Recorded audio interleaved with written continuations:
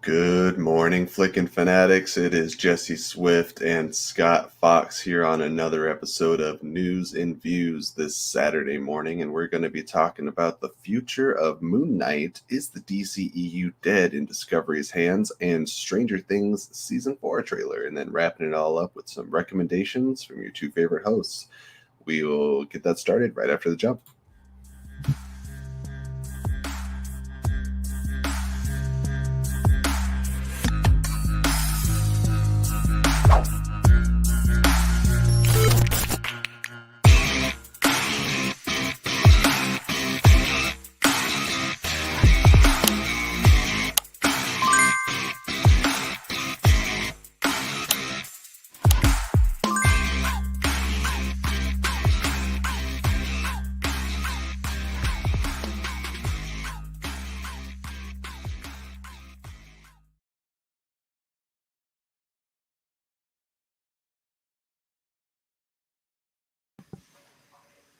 Good morning.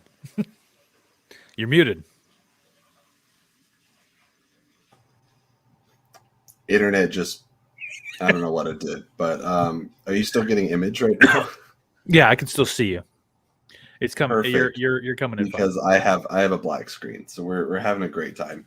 Hey Nailed guys, it. what's going on? I'm gonna hopefully refresh. It'll be okay. Always good when all the technology decides to work exactly when we start.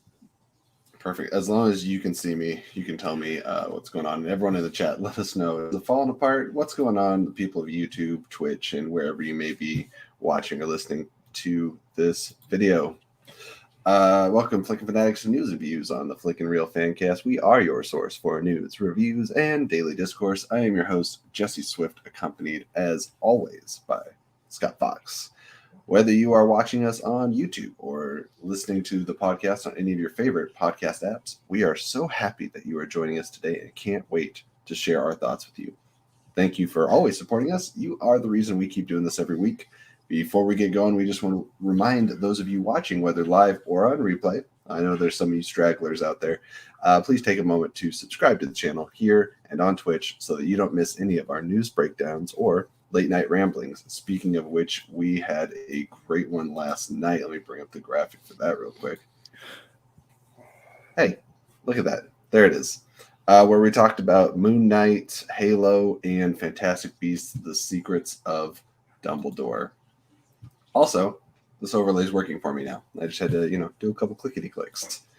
That's our kind of usually our everything show. We do a couple reviews on there and then wrap it up with just some general hangouts. And went like an hour and 45 minutes last night, so that was fun. We are on our way to 300 subs, and I was hoping to get there by my birthday, which is May 3rd. Expect news on a birthday bonanza. We are doing the plans for that. It's going to be a big old party with games, giveaways, and all kinds of good things. If you want to help support the channel, you can visit our Streamlabs link found in the description or here on the overlay and ask your questions there. Donate as much or as little as you are comfortable with. YouTube also provides the option to super chats, and you can have your message highlighted so we can see it. If you're constantly on the go, best news in the world, you can listen to us on your audio platforms. That's also exclusively where you can find Allison Salamoni's Behavior Geekology, which is a lot of fun. Just check us out on Spotify, Apple Podcasts, Google Podcasts, and wherever you listen to those things. And as you can see here, we have merch. You can click the TeePublic link in the description to get some fun stickers, coffee mugs, t-shirts, and what have you. With that out of the way, Mr. Scott Fox, how you doing today? I am well. I'm really well. This month has been about as busy as you can get for an April, which is not always the most normal, but doing well. I'm excited to dig into our topics today. We got some interesting ones, kind of a not obscure, but like topics that I wasn't necessarily expecting to be coming up with all the things going on right now. Yeah, it's a nice little hodgepodge. I think we had a Multiverse of Madness heavy show last week, and this episode we're all over the place here. And the first thing we want to talk about, speaking of, I know we discussed Moon Knight last night, but recently Marvel/Disney has submitted Moon Knight into the limited series category for Emmy nominations, similar to what WandaVision was nominated, or it was nominated, but what it was submitted for. And very strictly, the restrictions on being entered into the limited series categories is there cannot be a season 2. Like, these characters are not returning in like a second season, or there's no carryover. So in short, there's no Moon Knight season 2 is the hard and fast rule here, which I think some of us maybe speculated, but we know that Loki's getting a season 2. It was not a limited series. And I think it raises a few questions, one of which is based around the fact that Oscar Isaac only signed on to do this one season. I have a lot of thoughts. I think that I should have a banner up for this. I have a thought that Oscar Isaac may not have only signed on for one season, but I think that TV technically or streaming contracts are probably different than movie contracts. So I don't think that this necessarily means the end of Moon Knight, but I want to know, Scott, how you are feeling about not getting a Moon Knight season 2, about this being a limited series. Do you think we will see Moon Knight again? Where could we possibly see him? What sounds right to you? Well, I'll be honest, I'm perfectly fine with it. Marvel has a proven track record, so you have to lean into that. As far as the future of Oscar Isaac in the role, I think that's open. A lot of people weren't sure exactly where they would go with WandaVision, specifically Wanda, the character, because Vision, was dead. Then we had the whole arc with that show, and then that parlayed directly back into Wanda moving into the multiverse of madness and back into the movies. That mean that down the road they're going to find a way to slip Moon Knight in, possibly. But it also, Oscar Isaac is incredibly busy. He's riding the wave in his career where he is he's a movie star. Well, he's a movie star, but he's an A-list movie star as well. He can headline a large cast. And like with Dune, I know Timothée Chalamet is the main character, but Oscar Isaac had an excellent performance in Dune, and for him to be able to sign on not returning for a role for a long career, to sign on for a character for an extended period, is challenging when you have a very busy kind of work schedule. And so it made sense that he would only sign on for one season to see what it is. But then at the same time, I could easily see them parlaying him into a movie in some way, shape, or form. But, if they do it right, they don't need to add more seasons of Moon Knight. They can really, I would rather have one incredible season than have them somehow draw it out to be like, oh, this is multiple seasons of mush. I would rather take one really good one-off and call it a day. For me, there's so many reasons why this makes sense. One reason, like you said, Oscar Isaac is so busy, so it makes sense that because once you commit to a contract, then you are at their beck and call. Essentially, they're like, okay, we have to start filming like season 2, and that becomes your priority. Oscar Isaac, the caliber of an actor he is, cannot afford to have that be his all-time priority. However, I think he loves playing the character, and what I said, I think you and I were talked about it with Sean, I've talked about it with my wife, is that there's something pretty cinematic feeling about the Moon Knight show, and it feels like it should be a movie, and even the pacing kind of feels like a movie. And I was like, listen, when it comes to these characters like Moon Knight, She-Hulk, Miss Marvel, I do like these little mini-series, for lack of a better term, being the kickoff point and the introduction to these characters, because then we get so much character development that you can then transition them into a movie, and then we have a great starting point because we just spent almost 6 hours with them. Like Miss Marvel, we already know, is going from being in Miss Marvel to being in The Marvels, a movie, right? Mm-hmm. And Loki, maybe there's not an immediate cinematic plan for Loki, so we are allowed to get a season 2. WandaVision took Wanda from where she was after Endgame. We got a lot of character development, and then she's going to be in Doctor Strange Multiverse of Madness now. So what this tells me I'm not stressed. I think that this show is our introduction to Moon Knight so that when we do see him make the leap to cinemas, we'll be in a great place with him. Now, do I know where that's going to be? I don't. I have seen some people make suggestions that you bring Khonshu or Moon Knight into Thor: Love and Thunder because there is a grab of a comic strip where Khonshu is holding a reconfigured Mjolnir, and we know that Natalie Portman's Jane Foster is going to be using Mjolnir, but it's like held together with like lightning. It's like put back together, and so that'd be interesting if they tied it in that way. But honestly, I have no idea where we're going to see him. I'm sure that the intention was, and Marvel's very upfront. They're like, Oscar, you're a lead actor. You're a movie star. Please do this one for us. And we're hoping it does well and gets good viewership and things, which I believe it is. There's a lot of people saying that, at least for me, this is the best thing since WandaVision. WandaVision's still my number one. And so I would agree with that on good. WandaVision. I'm glad my co-host has taste. Well, if you're looking at the other ones, Hawkeye, I would say, is the lowest on the bar. Loki, I thought Loki came around in the end, but Loki obviously was the one that said, hey, by the way, we are totally leaving this door open for season 2, whereas the other ones had much more finality to it. Hawkeye was we're passing the baton from Jeremy Renner to I always blank on her name. Haley Steinfeld. Haley Steinfeld. Yes, Haley Steinfeld is who I was thinking of since I used Jeremy Renner, but passing it from Hawkeye onto future Hawkeye. And really quick, whereas this show, go ahead. That's the other part of this that I'm kind of burying because lack of interest. Sorry, but Hawkeye was also announced to be a limited series, and I thought there could be a Hawkeye season 2, but I do feel like the purpose was the passing of the baton so that we can see Kate Bishop moving forward in a Young Avengers movie or something like that. There's rumors of her being in Quantumania. So it's not really a surprise or a disappointment that we're not getting a Hawkeye season 2. Well, yeah, they had to remove Jeremy Renner. I mean, he's in his darn mid-50s now. He can only, actors are doing incredible things. Tom Cruise is 97, and he's still pulling off Mission Impossible movies. But this one, I'm not shocked that it's a one and done on the season, but matter of fact, that plays more to what I would have expected going into this.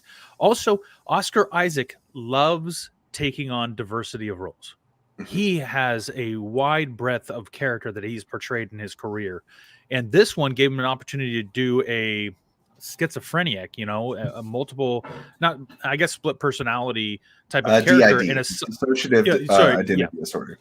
But he's got this opportunity to do this, and it's kind of almost like what James McAvoy got to do with Split and Glass, Glass, you get to see this incredible character arc and how he handles it. But it's something different for Oscar Isaac, and we know that he really does like to not just.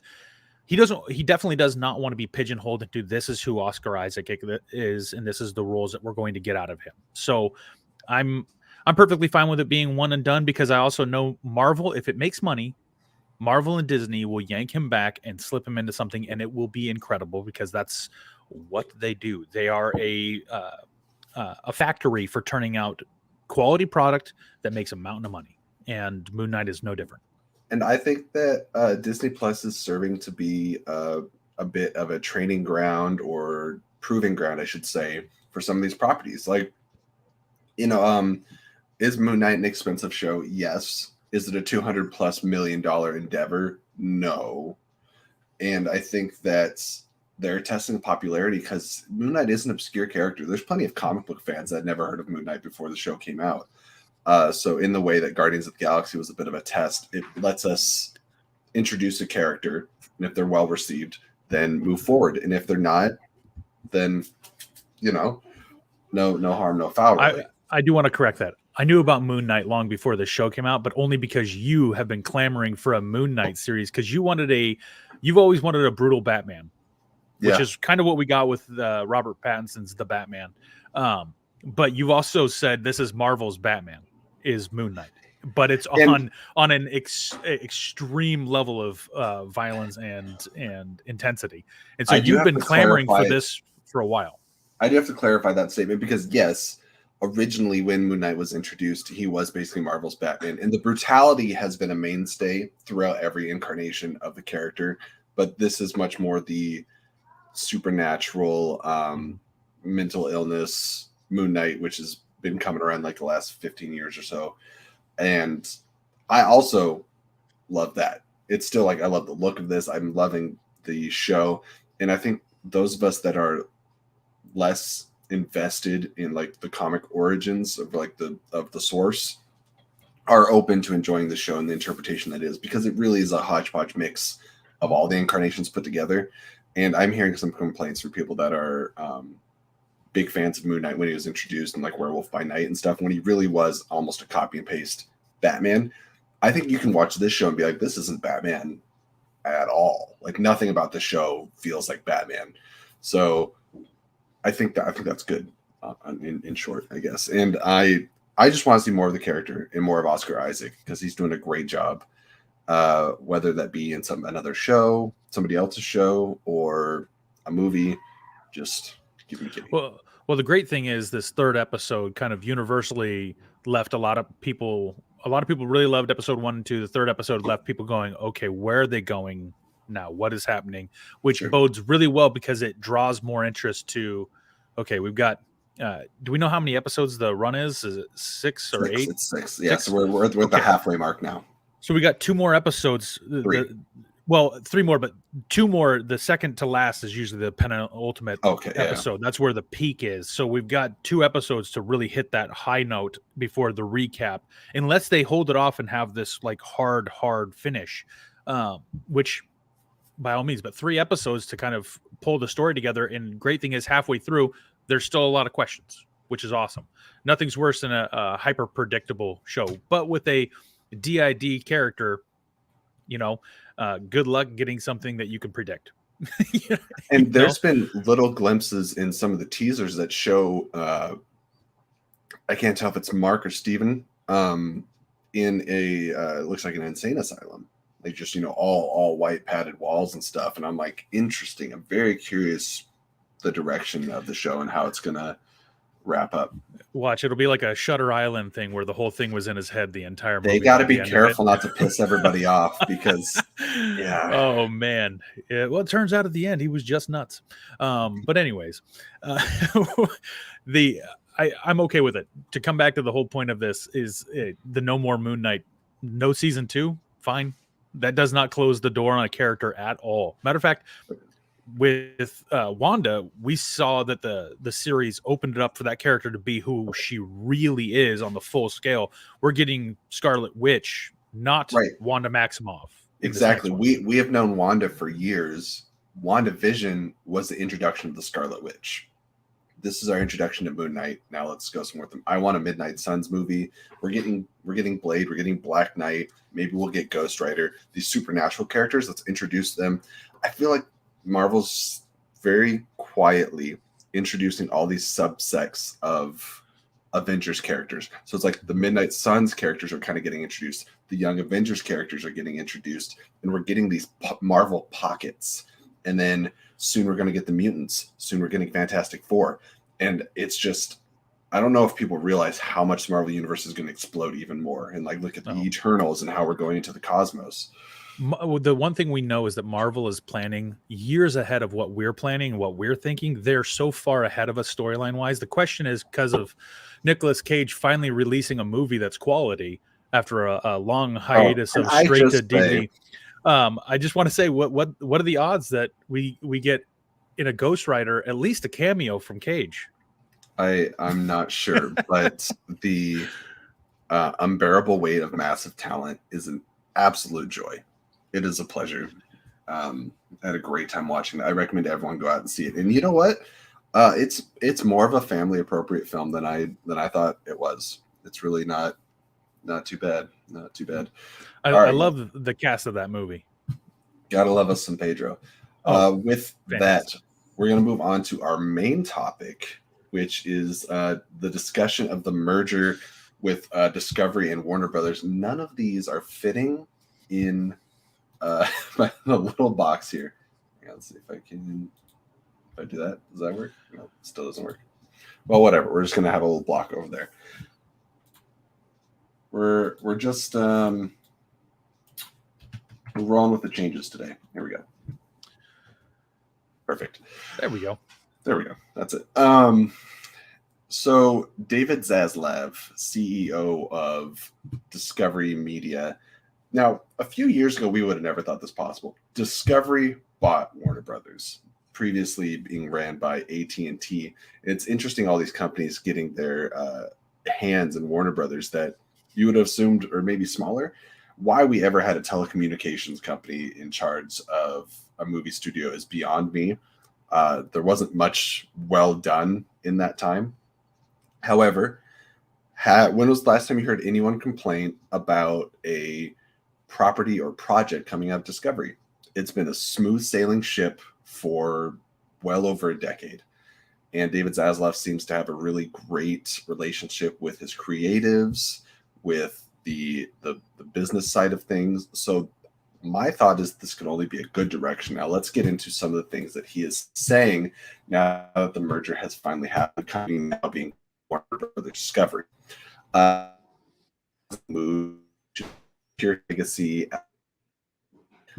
Changes are whispers of a massive overhaul to DC Entertainment. Now, I think most of us would agree that is something that is probably needed. As much as I've loved Man of Steel and I've enjoyed Aquaman, there's been more bad than good, and sometimes you got to fish or cut bait, and which sounds like maybe Zsalav is doing that. He's rumored to be holding meetings with potential people of interest and seasoned executives to fill a role that would work to increase DC Entertainment's profile and profits under the new Discovery banner. This would encompass all media, including film, television, comics, and video, in an attempt to bring the label into better alignment. Now, that is the first part of the article, and I want to tackle that first. Do you think this is the direction that DC and Warner Brothers needs to be going? Does it sound like they have the right idea? Do you look like you might be concerned? Thoughts? Scott, please. Well, we know they have a bunch of movies in the can they have to get out, right? They've already paid so much money into these movies. The future really, what they need is continuity. Like, they don't have anybody at the top making decisions that has a long range vision. Kevin Feige definitely has the vision for the future. Jon Favreau with Disney has a vision for the future, even though Kathleen Kennedy is a train wreck, or was. I can't remember. She's still in charge of that stuff. DC has been failing miserably at this because they don't have anybody ensuring continuity between them all. And they've done rush jobs, they've done hack jobs, they've forced things out.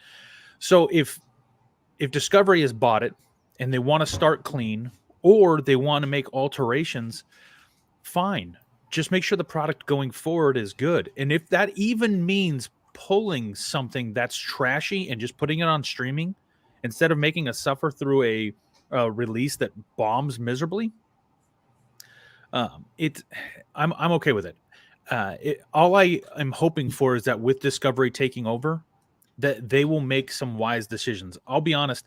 Warner has multiple mishandling of franchises. The Fantastic Beasts, the first one, fantastic. The second one completely missed the mark. And then they finally kind of almost redeemed it with this last one, just bringing it back home. But they've botched DC. They botched Wonder Woman 84. We're now on year 6 of the production of The Flash, in which, so Ezra Miller, all kinds of issues. Ezra Miller was cast as Barry Allen it was either 2014 or 2015. There have been 8 seasons of The Flash on TV since Ezra Miller was cast as The Flash, and we are not watching this film yet. And you know what? Grant Gustin, better than Ezra Miller. It would have been just a better port over. Yeah. And as Patty says here, year 2000 of waiting for Black Adam. Yeah, Yeah, oh my gosh. The Rock was cast around the same time, and that movie just kept getting pushed back, pushed back, But and again, again I recently will just take got pushed back to October. the biggest disappointment in all this is we have had a distinct lack of Henry Cavill as Superman, and never getting Man of Steel 2 or any further build off is just disappointing. And then Well, the complete debacle with BVS having to have the Ultimate Edition, Justice League being a train wreck, um, until the Snyder Cut. You know what? Just if we need to wipe the slate clean, release the movies you have in the can, and then let's move forward to some other direction. It wouldn't be the yeah. first time we've had to see this done. DC Well, more than Marvel has had to have restarts, big time. the best thing that DC has going for it right now, as far as I'm concerned, is Shazam. And now the beauty with Shazam is they've acknowledged that the characters in the DC like pantheon exist in Shazam. However, it would be so easy to continue the Shazam franchise and reboot like the DC universe at the same time, if you know what I'm saying. Because like we don't have a Superman cast in Shazam world. We've just seen like the lower section of them. We know that Wonder Woman all exists, but again, you can reboot those characters and it doesn't affect the world of Shazam. Now, I'm glad you brought up Superman because when talking about Zsalav trying to get a Kevin Feige role, so the new role that Zsalav is looking to fill would serve as a figurehead and leading voice for all DC content, similar to the work that Kevin Feige has been doing with Marvel Studios for some years now. Now it's easier said than done.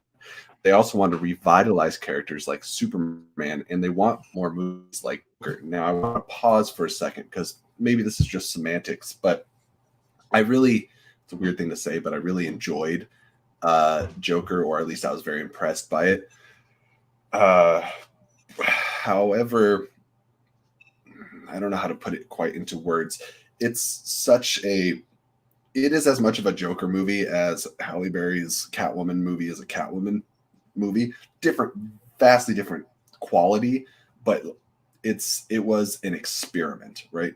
I think the better reference would be, hey, we want to have more movies like The Batman.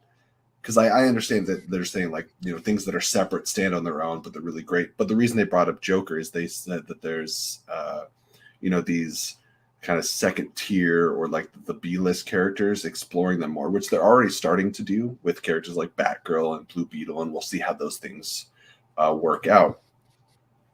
So I kind of agree, but I would have loved to talk to Zsalav and like kind of pick at his brain a little bit and see what his intentions are.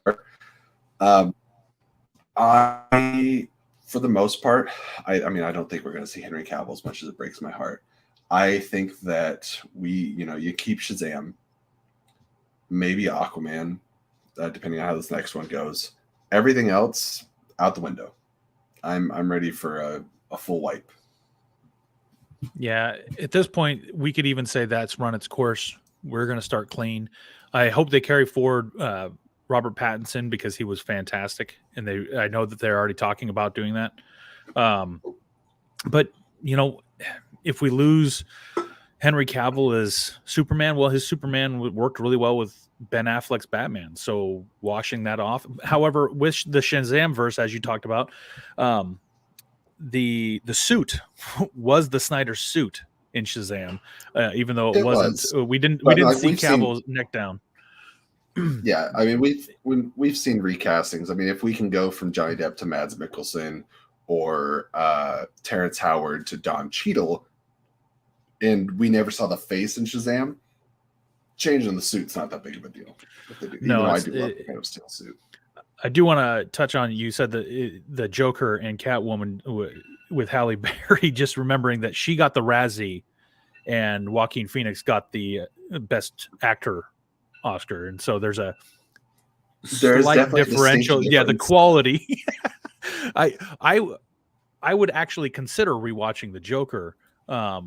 I don't think you'd be hard pressed to ever get me to want to put Catwoman back on a television. But you know what? I just, with Discovery taking over, I'm okay if they reboot everything. I'm disappointed that it doesn't seem like we will ever get Henry Cavill back as Superman, because I think he is the best, in my opinion, the best on-screen portrayal of Superman. I absolutely love what he did. Man of Steel is my favorite individual Superman movie. Even though I do love the originals with Christopher Reeves, it's not the same. And it's, for me, it's just disappointing because he deserved better than what he got from Warner Brothers. And Warner Brothers, once again, just a long track record of botching stuff. Yeah, Shazam is like very, very loosely in continuity. So if there's one thing that could survive an overhaul, I think it would be Shazam, and I think it'd be a good time to do it. Aquaman also, other than the brief Steppenwolf reference in the first Aquaman movie, and the fact that he's appeared in other DC films, it's been very loose. Also, and Wonder Woman just let out a wet fart recently, so I won't be too heartbroken if we go down a different path with the Wonder Woman franchise as well. Yeah. Again, it's we don't own the properties. We can wish for all kinds of things. If anything, now there's somebody else in charge, and we're hopefully not just going to get the same mixed jumbled things where everyone's making their own independent things. And somebody's like, well, what if we sprinkled in a little bit of this with no thought as to what it actually means? Like Wonder Woman 84 really just, one, it sucked. And then two, it raised questions for the rest of the franchise. Like how, all kinds of issues. So let us know what you guys think in the comments down below. Thank you so much. Let's move on to our third and final topic before we get into recommendations, and that is a discussion of the Stranger Things trailer, Stranger Things season 4. Man, I gotta edit all of these. I gotta preview these before the show next time to make sure that they fit in the.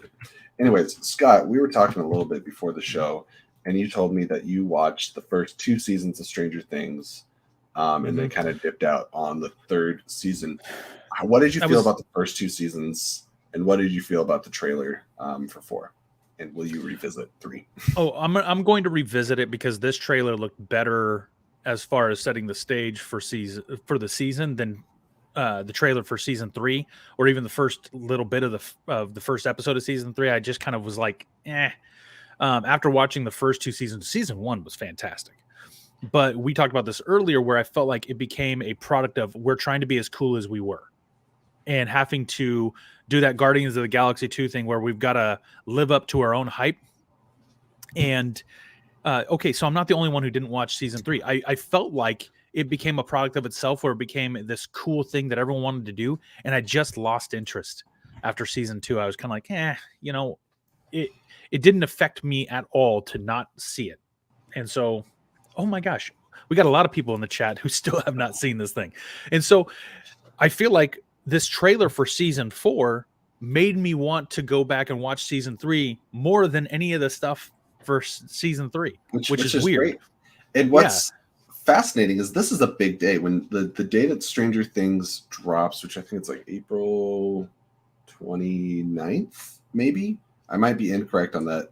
Or no, May 29th. I'm sorry. That might not be right. I know it's the end of May, but and it's that Friday.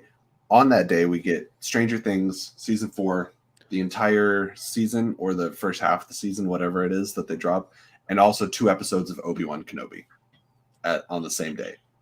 So I think you and I have our priorities, but I definitely want to get to watching Stranger Things that weekend. I'm curious, everybody in the chat, are you going to be hopping on the Stranger Things train or Obi-Wan when it drops?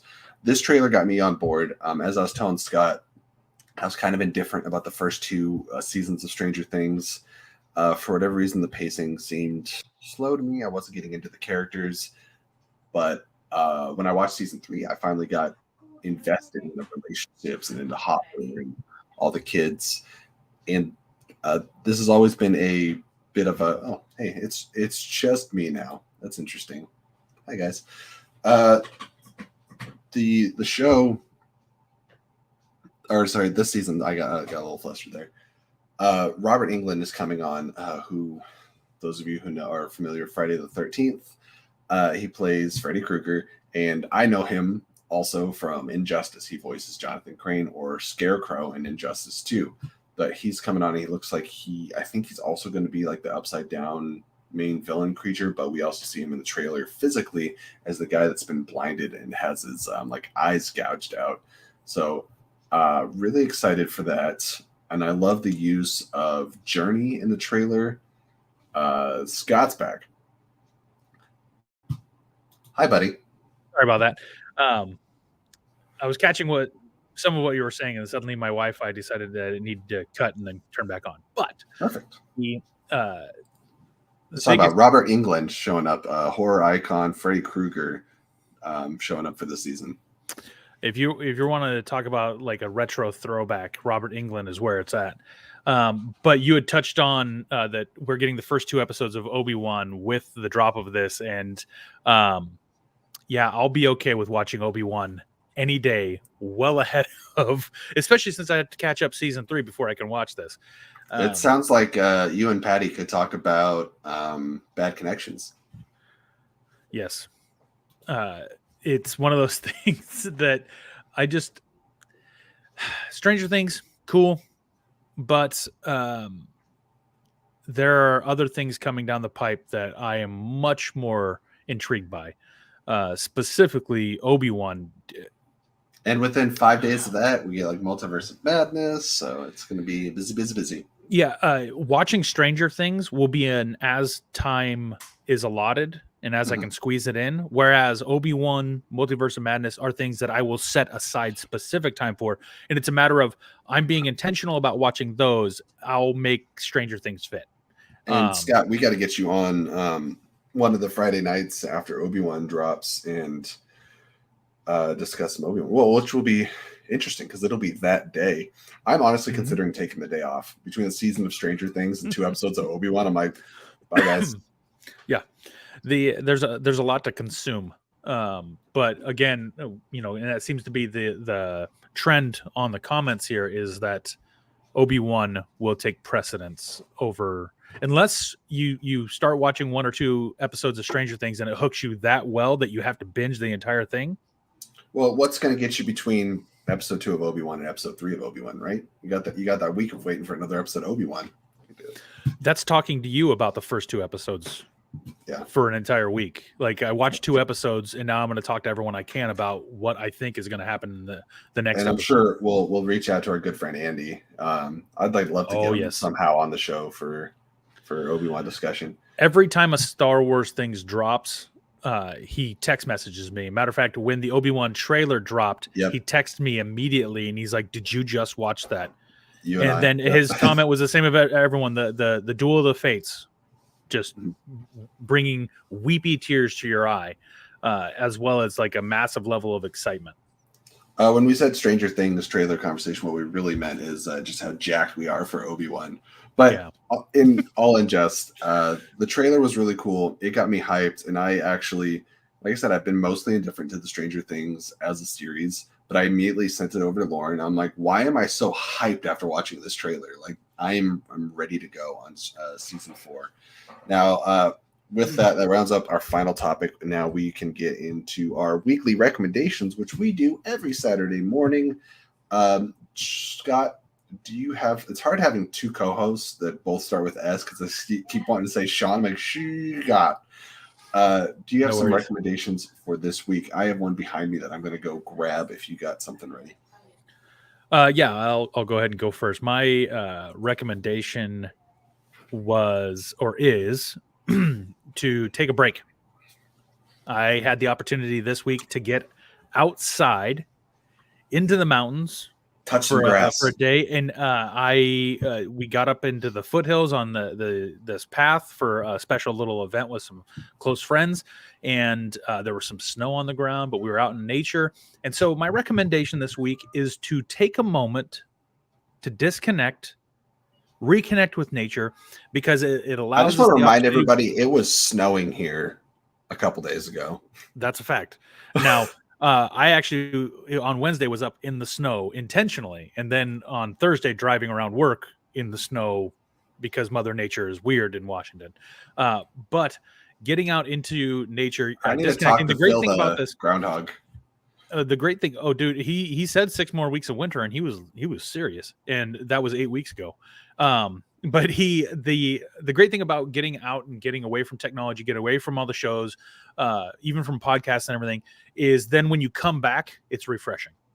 So taking a moment to disconnect, get out, get into nature, go for a walk, listen to some music maybe, or maybe a podcast while you're hiking, just getting out, doing that, reconnecting, because well, depending on where you're at, it can be beautiful outside. And then when you come back, it almost like it refreshes your brain, and then you're ready to sink your teeth back into the wealth of material out there. Because right now, I think that's one of the things is we're so inundated with product, right? It's being shoved in our faces. You picking what to watch might be one of the most challenging things, or picking what to listen to. And so stepping away gives you a fresh perspective to come back. And maybe I'm part of the problem, but I like to mesh my worlds. When I work on this show in the morning, I set my alarm for 7 a.m. about 3 hours before the show starts. And I go outside and I walk, and I have my phone, and I'm creating thumbnails. I'm setting up the StreamYards and stuff, but like I'm outside at least, and I'm walking. And this does bring me to the point that I was you saying, like, go on a hike and stuff. Scott is one of the few people that's been on this show that we are actually within driving distance of each other. Mm-hmm. We should go on a hike soon. Lauren was at my birthday's coming up. Lauren was asking me what I want to do. And I was like, well, let's get a Discovery Pass or something and go up to Mount Rainier. I've been on the Comet Falls Trail about 10 years ago, and it was one of the best hikes I've ever been on. Don't get a Discovery Pass. That's a National Parks Pass. You have to buy the National Parks Pass plus the Discovery Pass, because this is Washington State, and you have to have a different pass for every type of forest you're in. Well, that's lame. But I hear what you're saying. And somewhere, I can't remember if it's on YouTube or anywhere else, there is an awesome little hike that you and I did at Poo Poo Point, where we interviewed each other along the hike. And that is somewhere out there talking about our favorite stuff from our childhood. I don't remember if that made it online or not, but it did. It's somewhere. It might be on this channel, or it might be on the last channel. I think it was on the last. I don't know. I've been on YouTube for a while now. Anyways, my recommendation is for anyone that enjoys a good aesthetic. If you are a big fan of visual effects, storyboarding, artwork, I just suggest, as a whole genre, get yourself more art of books. We have a whole collection of them here. We have like art of Encanto, art of Tangled, Ride of the Last Dragon, Ant-Man, 2 Avengers movies. But one of my pride possessions right here is the art of Dune. We also have the art of the 90s X-Men in the other room, but it's in a special case right now, so I won't open it. But Dune is a beautiful, beautiful movie. And I think if you love film as much as Scott and I do, it is well worth your time and money to get one of these. When the weather's nice, take it outside, sit in a chair, and look through it. And it gives you a whole nother appreciation and another reason to dive back into the movie, which Dune is now back on HBO Max. So there's that. That's just my recommendation. A whole genre of material to get back, or to get into. Just anything. Find something you love, something beautiful, and get an art of book. And that pretty much wraps up the thoughts on the show today. So thank you guys who joined us today for joining us. And got so many banners up. Get out of here.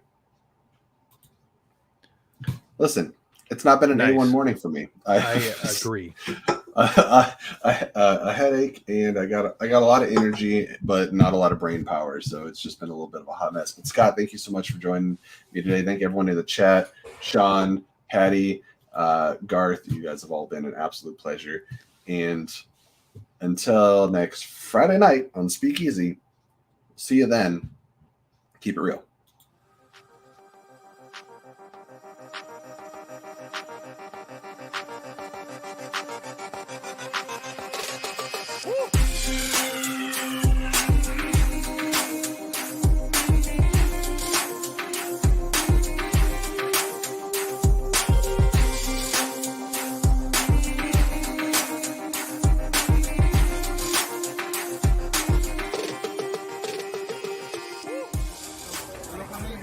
This is the sound of dun, dun, dun, dun, dun. It's the Flick and Reel Show. But